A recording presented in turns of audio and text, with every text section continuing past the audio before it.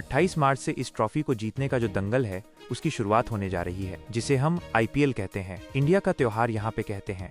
28 मार्च से इसकी शुरुआत यहाँ पर होने वाली है। हर टीम अपनी तैयारियों में लगी हुई है और तैयारियां यहाँ पर दोस्तों BCCI ने भी कर ली है, क्योंकि कुछ गाइडलाइंस यहाँ पर निकल कर आई है खिलाड़ियों के लिए, टीम्स के लिए, फैमिलीज के लिए और सपोर्ट स्टाफ के लिए। तो चलिए आपको सिलसिलेवार तरीके से बताते हैं यहाँ पे कि क्या क्या गाइडलाइंस हैं और उनके क्या मतलब है।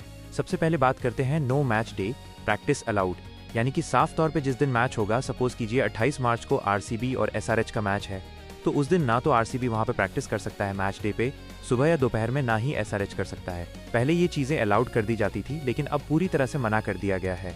नो मैच डे प्रैक्टिस ये साफ तौर पे कह दिया गया है BCCI की तरफ से। अब बात करते हैं पॉइंट नंबर 2 की। Each squad gets to practice nets one side wicket for range hitting.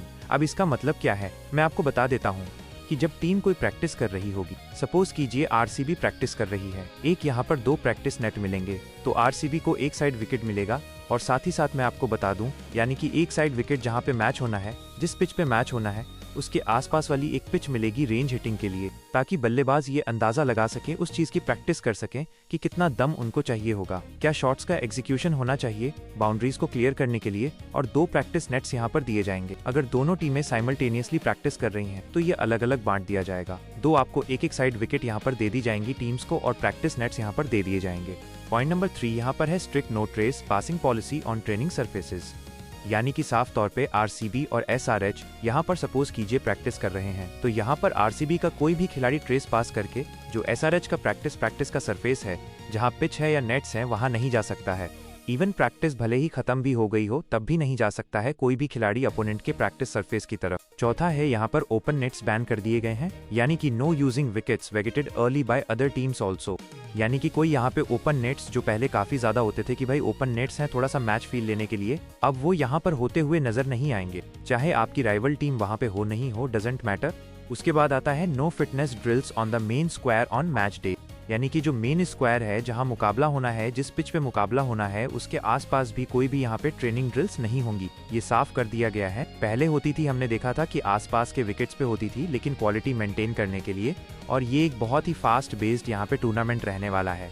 उस चीज को ध्यान में रखते हुए ये फैसला लिया गया है कि मैच डे पे ना तो प्रैक्टिस अलाउड होगी, ना ही आपकी जो ट्रेनिंग ड्रिल्स हैं वो वहाँ पर जो आसपास हैं पिच के आसपास अलाउ नहीं किया जाएगा।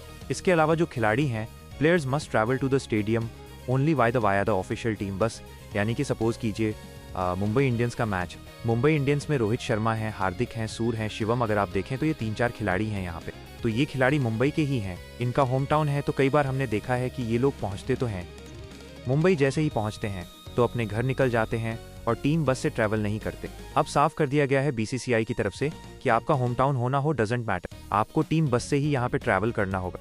इसके अलावा फैमिलीज को लेकर भी एक रूल सामने निकल कर आया है। उसमें बताया गया है family and friends not allowed in dressing rooms और ऑन फील्ड ड्यूरिंग ट्रेनिंग। हमने देखा है ट्रेनिंग सेशंस के दौरान कई खिलाड़ियों के पेरेंट्स, फैमिली, फ्रेंड्स आ जाते हैं वहाँ पे, ट्रेनिंग सेशन के दौरान मैदान पे या ड्रेसिंग रूम में नजर आते हैं, अब नजर नहीं आएंगे। ये भी रूल बना दिया गया है BCCI की तरफ से कि वो भी नॉट अलाउड है।